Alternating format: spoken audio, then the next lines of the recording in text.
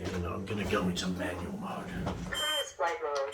Manual flight mode. Alright, so in manual flight mode, the flight controller isn't doing anything. It's just passing the controls all the way through from the transmitter through to the plane. Let's see what happens if I move the elevator. Woohoo! It works. Look at that. And let's do rudder. Okay. Now if I go into fly-by-wire A, and let's just see, is it the right direction? Well, no, rudder is in the wrong direction, as the elevator is correct. Now, I'm not going to do the setup on this. I do have another video on this one that you can watch if you like. There's an important set of steps to do on a ArduPilot flight controller setup plane to make sure that your control surfaces are correct. Whatever you do, do not do any of it on the transmitter. I'll say this now and I'll probably say it again later. The simple rule for working with a flight controller is you do everything on the flight controller. You don't do expo, you don't do rates, you don't do servo trims, you don't do any kind of min-max calculations, you don't do curves, you don't do mixes, you don't do anything on the transmitter. The transmitter is just here to send the signal to the flight controller. The flight controller does its magic, and that applies now these days to everything.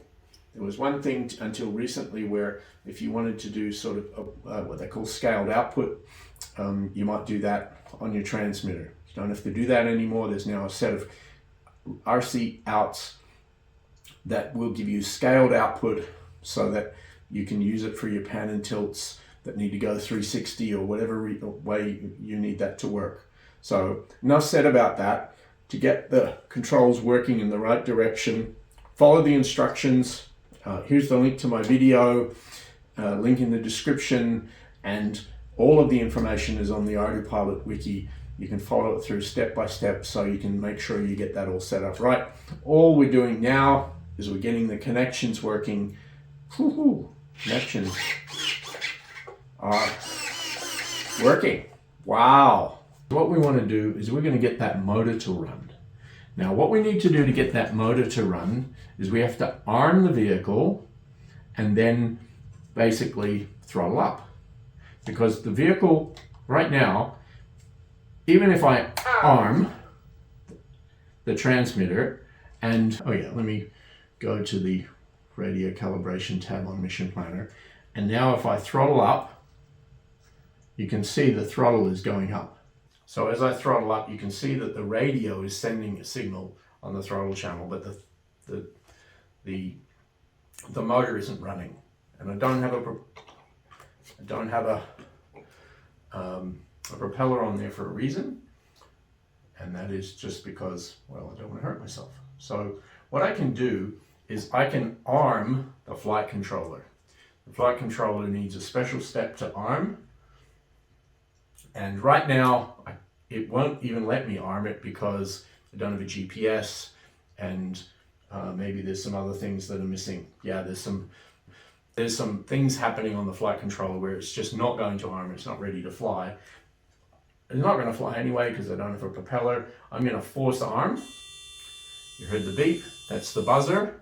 That's great for out on the field. You can tell the thing to arm and the plane will buzz at you and tell you it's ready to go. So now, if I throttle up, guess what? And I think, it's even running the right way. Yep, there we go. That's running counterclockwise. That just sounds so nice. Okay, so we have a fully functional, I'm going to disarm that right away. Fully functional basic setup with the flight controller, the receiver, power, servos. I could plug in the wings and show you the ailerons. It doesn't add anything. And what next?